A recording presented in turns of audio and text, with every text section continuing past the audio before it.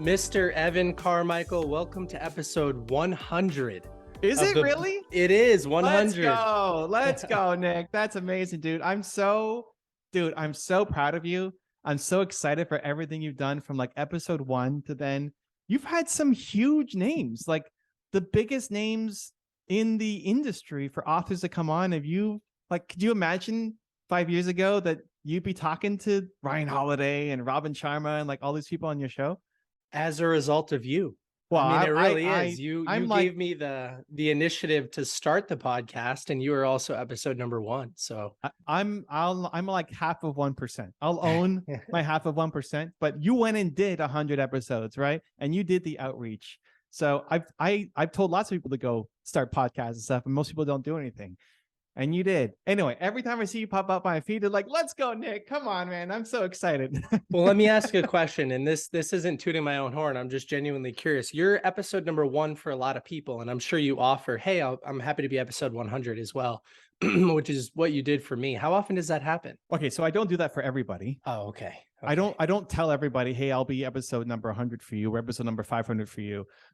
In a day like today, where it's just like all day interviews, I might do it for half of a person. Like every 2 weeks, I might do it for one person. So that's not like that's a like, I love this person, I want to come back. And my team hates it when I do it because we have such a backlog of interviews and like trying to fit the calendars. Like again, for this person, just like, okay, like, yes, I want to be on Nick's show again. Make it happen. So yeah, maybe one in how many would I do in a day? Like 1 in 15. I would say round 2 or round 3 or whatever. Because we're doing episode 250 again, right? So we'll put that in the books already. 250 and shifty. All right.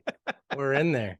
And then a lot of people never continue, right? I mean, now you've built up enough momentum that you'll probably get to 250 a lot, but at 1, most people don't. Some people don't even post episode 1. And a lot of people never get to 100 because they get to episode 5 or whatever. And then the overthinking and everything else pops back in and they don't do it. So, and honestly, I mostly forget about it. You know, like I don't remember who I said yes to. I just kind of trust that. Yeah. Oh, okay, good. Yeah. Tell Sandra and we'll do it again. I remember. That's different. But most people, I don't remember what I said. So I hope they do. And I hope they continue. Well, something that you told me in episode number 1 of this podcast was, and I don't know if it was on air or off air, but you told me, use my name. If you want to go after somebody, see if they follow me. And if they do, or we've interacted in some way, shape, or form, I've created content for them, whatever the case is, use my name. Maybe it moves the needle 1%. Mm-hmm. And I call that borrowing credibility. I borrow Evan Carmichael's credibility all the time. And thankfully, you're so fruitful with it. You're willing to give it away.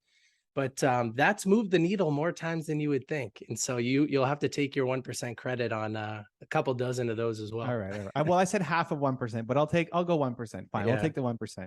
But that's something that I think a lot of people don't think about. I mean, I say it to give people permission because my name means nothing to most people, but to some people might be the difference maker. And especially when you're starting a new show, some people care just about how big your audience is and what the numbers are, but on a new show, like you don't have anything yet. And some people just care about who else has been on the show. Because like if I've been on your show, then that's basically the due diligence or the research for some other people to say yes. Okay, if I've said yes, then I'll do it. Like some people will just do that because, and now you've had other people. Yeah, like Ryan and Robin and like other people. Now you have enough names to go get whoever you want, basically. Which is, it's amazing. But anybody, like you can just do that for anybody who has a podcast out there. Any guest that you've had, you can say, I've had this guest on my show. And again, look at who is following them. And there might be somebody in there that moves the needle too. So anyway, I love the like to see where it's come, that it's like episode 100 and you've done so many. And also you've done so many big names along the way. You're not just picking some startup author every single time, like the easy names to get. Yeah. Well, you know what I'll do? I'm sure you do this all the time too, but let's say I'm going after somebody. I'll click to their Instagram profile. And because they follow everybody that I've interviewed, I'll just click who they follow and it shows the mutual people right there. Mm-hmm. So if I'm reaching out and somebody follows you, Grant Cardone and Robin Sharma, Then I can say, hey, I'd love to have you on the show. We've interviewed authors like Evan Carmichael, Robin Sharma, and Grant Cardone. We think you'd Yeah. be a great fit to come and promote your book. Here's a link to schedule. Boom. Yeah. And the familiarity that they have with me, like you just said, you bypass the due diligence because it was just done in the referencing of those names. That's a way that I haven't articulated it before, but it's really cool to think about it like that. Yeah. Well, and like the higher up you go in terms of access to people, the more they get offered to go on shows. And in anybody doing outreach, if you reach out to somebody and say, hey, will you be on my show? They're getting pitched, like Ryan Holiday and Robin Sharma and Grant Cardone are getting pitched tons of times about being on people's shows. They don't want to do the research to look into you, because if they had to look at even for 10 minutes on each person, that's like an entire day to look at all the people who are pitching them on podcasts, because everybody has a podcast. But if you say these 3 people have been on it and those names mean something, it's like, oh, okay, yeah, cool. And listen, it doesn't only have to be big names. Like now you're in a really fortunate position that you've had for what you do, for the nonfiction experts, authors. Like now you have so many names to be able to pull from. But at the beginning, if people want to try to get names on, like if somebody got you on their podcast and then they came to me and they said, hey, we had Nick from Book Thinkers on the show, I'm much more likely to say yes because Nick said yes. And getting Nick is a lot easier than getting other people. Not not meaning to offend or anything. But like there's people, if you want to get me on on your show, look at who I follow. And if you got Nick and you got like 2 other people, it's like, oh, they all said yes. And it's an easier yes to say. They're like, okay, I might ping Nick to say, hey, Nick, how was this Angela person who interviewed you? She legit? It's like, oh, yeah, it was a blast. Okay, cool. And then I'm not looking at your show. I'm not looking at Instagram. I'm not looking at anything else. It's like, because Nick said yes, I'm going to say yes, and let's go. Yeah. And you know what that is trust is transitive. If you trust me and I trust this person, the likelihood that you'll just trust them goes up. Yeah. And so trust is transitive. And I think that when you borrow credibility and you build a platform like this, you can just, I don't know, you're pouring fuel on the fire, especially when you can reference 5 or 10 people in somebody's circle. Yeah. It's a pretty cool way to do it. No, the show has to had to be good, right? Like if you tell me that Angela's great and then I go on Angela's show and it sucks, right? It's like, oh man, Nick, Jesus. Okay, I'm not listening to that guy again for references, right? So like you're pulling, it works both ways. If it's a great conversation with Angela, then Nick is celebrated. Like, hey, Nick is like a good talent finder. And if it sucks, like, okay, I'm not going to listen to Nick as much the next time around. So you're building up the reputation for yourself by picking, the shows that you go on too.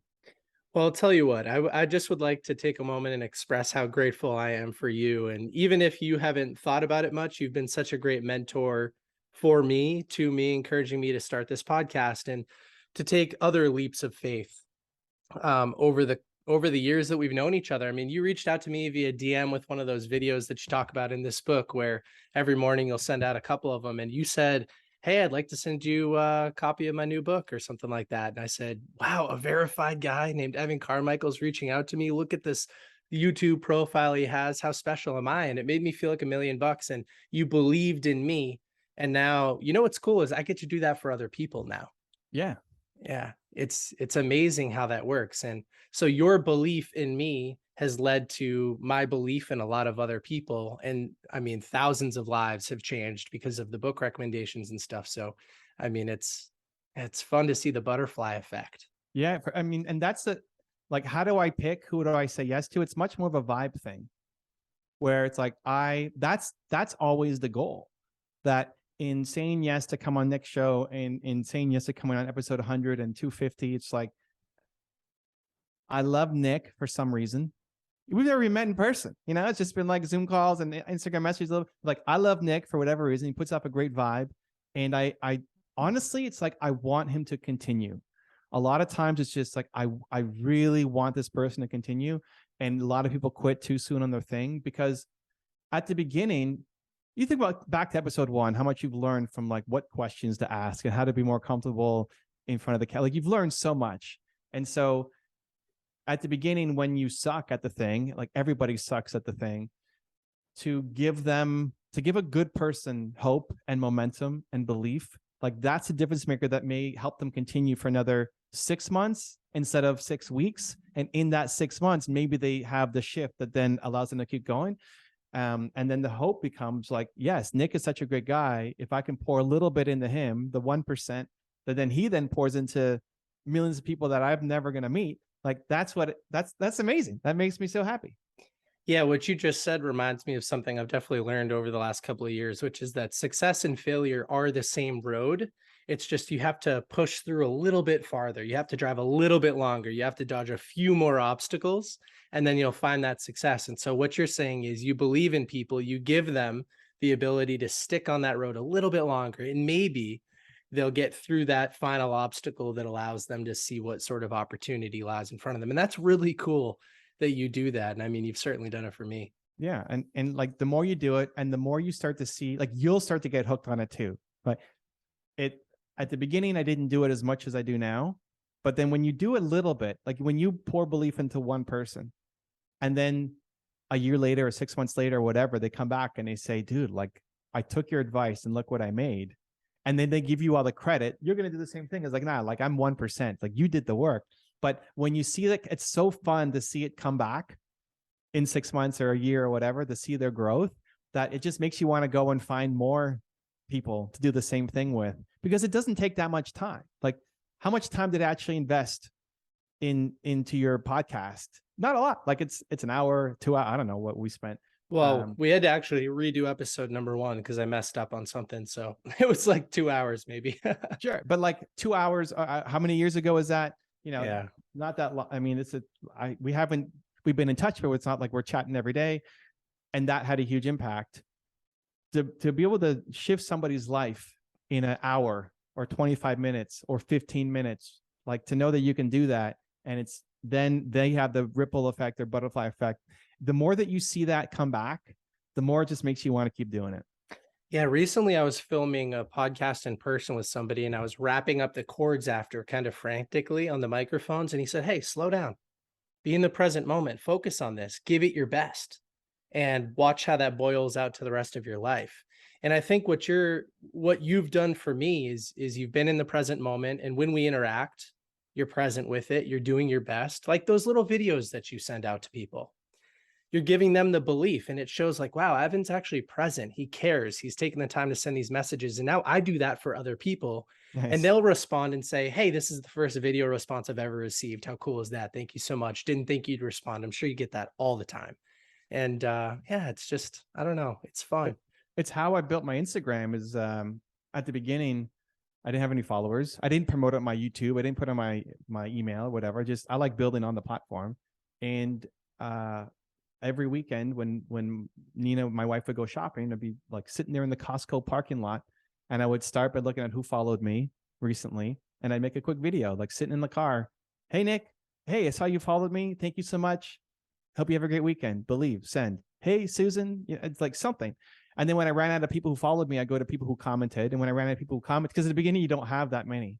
So you can hit everybody. And then it was people who liked my post, and I would just send these messages. And it takes like 8 seconds, 10 seconds, doesn't take that long. And the smile that it brings to people's faces, that like, oh my gosh, this person who I follow said something nice to me. Like it speaks to how like starved we are for connection and recognition and validation. But you can use that hopefully in a positive way, that, hey, my little 10-second message to you then inspired you to go send 1,000 messages to other people. It's one of the most important parts of my day. Is every morning I'll wake up, we'll go for a walk, and I'll send messages to people. And it just reminds me, it connects me to the work, because having 3.5 million subscribers or whatever that is, like, I don't know what that means. I can't taste it. It doesn't feel tangible. It's a big number, but a big number doesn't get me super excited. But knowing that, like, I touched one person's life, knowing that one person is like so happy that I sent the quick little video message, it's like, yeah, let's go. Like, that actually feeds you to want to go off and crush the day. And you've grown a lot over the last few years since our initial discussions. Did I read in here that you've got a team of 40 now? Yeah, 43. I always get the number wrong. I don't even know what like people do. I was saying I had a team of 20 for a while. And then Nina, my wife, who runs all the operations, like, we're like at 40 people. I was like, oh, really? What does everybody do? And when she like lays out the job roles, like, oh yeah, okay, that makes a lot of sense. Because because you got the main channel, and then we got the researchers and the editors and the thumbnail split testers, and then our Russian channel with almost 1 million subscribers, and our Spanish channel with 1 million subscribers, and then my software company, and then the agencies we've built. And it's like, oh yeah, okay. If I think about it, that makes sense. So even I think 43, maybe it's higher. I don't know. But I don't really pay attention to stuff like that. Nina, I mean, I'm thankful to have Nina to help me run all of that stuff. And what I tell people is Nina runs the Navy, and I run the Navy SEALs.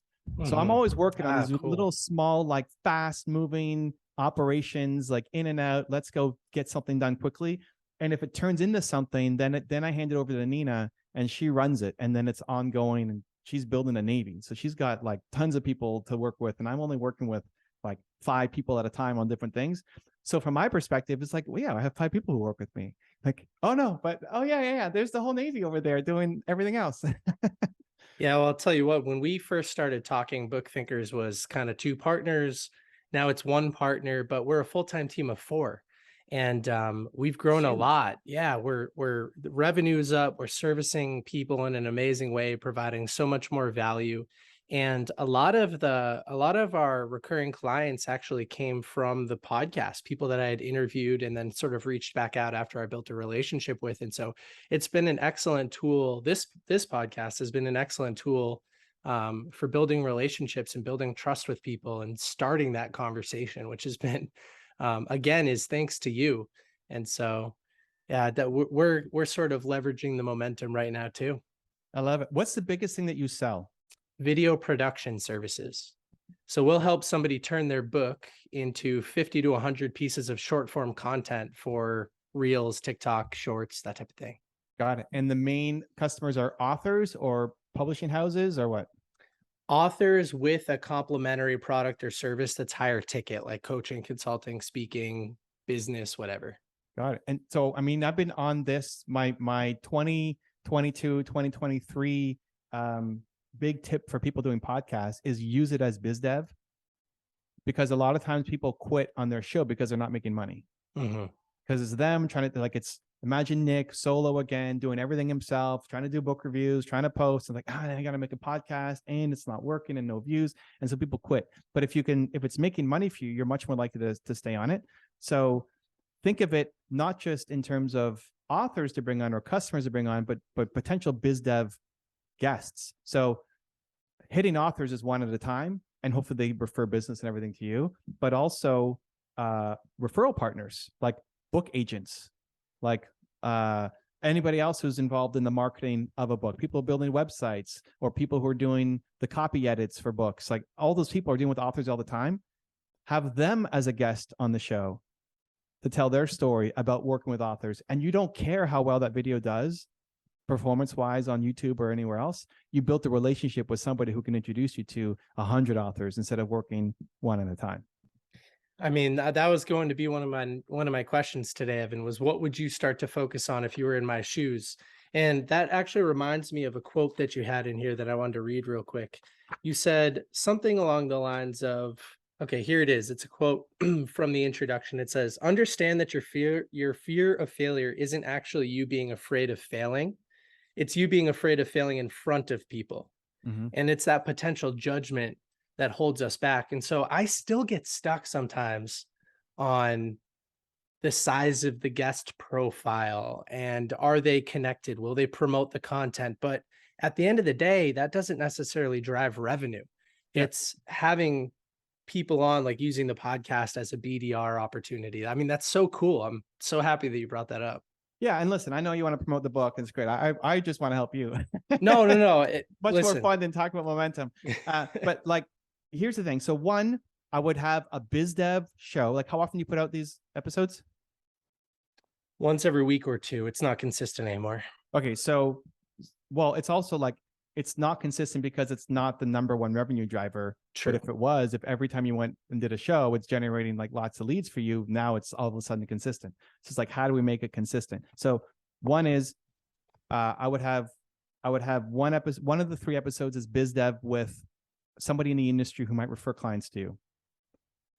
Agents, editors, people who are doing the graphics for the covers, lawyers, in the space, anybody who is talking, not people who do marketing, because that's a competitive, like anybody else who does their social accounts, whatever, you don't want to talk to them because they're not going to refer you business. But anybody around the author who is doing it, you want them to know you, because that lit agent can give you 100 authors potentially. And if you were talking to a lit agent every week on your show, or every 2 weeks on your show, by the end of the next year, you've got 25 lit agents that you just talked to. Like, you're going to get a lot of business as a result of that, right? Then you clip content, post to your IG, and tag them every month in the little clips that you're putting up, so you're staying top of mind with them as well. Most people only focus on the launch. This episode comes out, you tag me, I share it, cool. The best part is not the launch, it's every month. So what I do is we have a list of 90 people for 90 days of the people that I've interviewed that I want to stay in touch with, because I suck at following up with people and I just forget it. So, but like Tony Robbins and Peter Diamandis and Robin Sharma and Ryan Holiday and Deepak Chopra and like all the people I've had on my show too. And like the first is Tony Robbins Day. And then the second, like Jan 1st is Tony Robbins Day, right? And we clip him and we share, even though the interview might be 3 years old, right? We did this with Peter Diamandis, was on my show in 2019. And I clipped it and put it to my Instagram and tagged him. And he messages me back. He's like, hey, Evan, we should, like, I'm doing my YouTube channel. And we start talking YouTube strategies, even though I haven't talked to him in like 3 years, right? So it's the ongoing, because it feeds the relationship. So you have your 90-day. If you're smaller, you can do 30 days, like the 30 most important people. And then the third of every month is that person day. So if you did that with agents and publishers and all the people around, then you're staying in touch with them without following up every month or every quarter, so that you're staying top of mind. So that's one. That's a show that you need to put off for people in the industry, and they're going to tank compared to having Grant Cardone on your channel, but it's to build relationships. And then we're creating micro content every month or every quarter, tagging them. And it's the same content, like the same clip you posted. We do 2 clips. So we'll post the same clip twice a year. Twice a year, yep. Nobody remembers. They don't remember that you posted the same clip 3 months ago. Like, they have so much has happened in the past 6 months. I mean, they don't remember the same clip. And you're making a clip not of you, you're in it, but it's them talking. You're edifying them, making them look good, right? The second thing is, I would make sure that in every episode with potential clients, that you bring up what you do. Like, does Grant Cardone, Ryan Holiday, and Robin Sharma know that you have a video production agency for authors? No, they don't. That's a problem, because that can convert the clients for you. So here's how you do it. They're on to promote a book. I actually did this with Dean Graziosi. So Dean was promoting his new book, Underdog Advantage. You probably know it. Yeah, I don't know what year it was. Fun book. I love Dean. And that was the first time I was meeting him. It was an Instagram Live. We're talking about the book. And we knew of each other and stuff, but we'd never one-on-one connected. This is maybe 2018, 2019. I don't know. 11 minutes into the interview, I asked him, hey, what are you doing on your YouTube, Dean? So the first 11 minutes are talking about the book, Underdog Advantage. How are you on? Why did you write this book? Why now? Like all of the author questions you ask. 11 minutes in, I say, hey, Dean, what are you doing on your YouTube channel? He's like, dude, nothing. Like, our YouTube sucks. We need help. Cool. And then that led to a call that led to me meeting him in Arizona, that led to me speaking. I was speaking at his event that, got paid 5 figures to speak at. I was the only guest speaker besides Eric Thomas to be at this event. And it led to a lot of amazing things, because at the 11-minute mark, I asked him, what are you doing on YouTube? So if you ask Grant Cardone halfway through the interview, something like this, like, hey, Grant, one of the things that we specialize in is helping authors clip content and post to social media to help promote their books, because most authors really, really suck at promoting their books. And so we'll go in and film somebody and turn that into 100 pieces of content for their social media accounts. How do you think about promoting your book across social? I can't believe I've never asked that in 99 episodes. Right. And like, listen, I'm a dumbass for not recommending it to you earlier. So now we're here, but whatever, like, don't look back, we're looking forward. But like, do these people, so having a Grant or a Robin or Evan or whoever, they're all potential clients for you. So the first show is referral partners for you. The second one is potential clients, but the clients have to know what you do. Because I think of you as a guy who does a podcast, right? Like, they're not spending a ton of time researching you. So Grant's going to come on and say, okay, this guy's interviewed Robin and Evan. I'll go on. Cool. Talk about my 10X book or whatever. Awesome. Does he know that you have a service? You know, maybe No, now maybe he hires you, maybe he doesn't, but at least he knows that you do this as a service that then may lead to him hiring you as a client or him referring somebody to you. And it's asked in such a way, I don't remember what I said, but you can rewind it and use the same phrasing. Like, you're asking in such a way that you're still asking a question. You're not selling them on anything. You're asking for their opinion on something. And maybe they say, oh, we have it all dialed in and here's what we do. Cool. Or maybe they say, oh my God, I have no idea what I'm doing. We never clip anything. Like, my team sucks at this and I wish I had somebody to help me. It's like, well, hey, Grant, listen, we could talk afterwards because this is like what we're kick ass at, right? And then you keep moving on with the interview. So it's not a sales pitch, but they at least should know that you have a business and that it's not just about having a podcast. Yeah, 1,000%. And even when people that aspire to be like Grant Cardone listen to that episode, they'll learn about the services in a natural way rather than like inserting a podcast ad in the middle that says, hey, authors looking to be like Grant Cardone, blah, blah, blah. Yeah. That's so cool. 100%. Okay. So 1/3 biz dev in the industry. Bring up what I do during the podcast episode. What else do you have for me in the next 3 minutes? Well, not bring up. Ask them what they're doing. Yeah. Yeah. Like, you bring up what you do, but in a way that then brings value still to the audience. Like, if I said that to Grant, hey, so here, Grant, again, you're talking for 15 minutes of his book and what he was trying to promote, which you have to, right? And genuine questions, and you've read the book and you've done the research, and you're not just like, why did you write this book? Like, you actually do the work, which is refreshing because most people don't put in the work, right? And then again, you're saying, hey, well, Grant, what we specialize in is helping authors take their books and turn them into hundreds of social media content to help promote the book, because most authors really struggle with the book marketing, because then they have to come on to podcasts like this, which takes up a lot of their time, which they don't want to always invest into the ongoing. So we'll take an interview like this and clip it to 200 clips. Like, how do you think through your book marketing strategy? And maybe he picks the bait and talks about it. Maybe he talks about something completely different, but we're framing the conversation so at least he knows what we do, the audience know what we do, and it's a possibility to land the client. And if you did that every time, you might pick up 15, 20, 25% of people. What's Ryan Holiday doing for his books? I don't know. Maybe you need somebody. You could be that guy. Maybe. We've got to do one sooner than 250, Evan. Or I got to rush to 250. Well, there you go. If you're doing all these industry podcasts, you're going to get there a lot faster. Easy money. Yeah. Well, Evan, go ahead. No, I know we got to go, but like, that's how you turn for anybody listening to, you turn a podcast into a business. So like, it's tremendous that you have these relationships, and in looking back, it's not to beat ourselves up, but like, you had all these amazing guests. It's awesome. Like, how much more credibility do you have now moving forward? And now we can use it to be more strategic about using it to grow our business. And it's my bad too for never really asking, hey, what do you sell, Nick? So we've done it now. We're here, and let's go make next year the best year of all time for book thinkers. Absolutely. All right, we'll wrap up. For people that want to learn more about you and your new book, as well as Built to Serve, by the way, which is one of my top 5 most recommended books of all time. It totally changed my life. So guys, check that out. But where should people go? What should they do? Momentum. Thank you, man. I think the only thing most people are missing is momentum. Amazon, easiest spot. Check it out, and let me know what you think.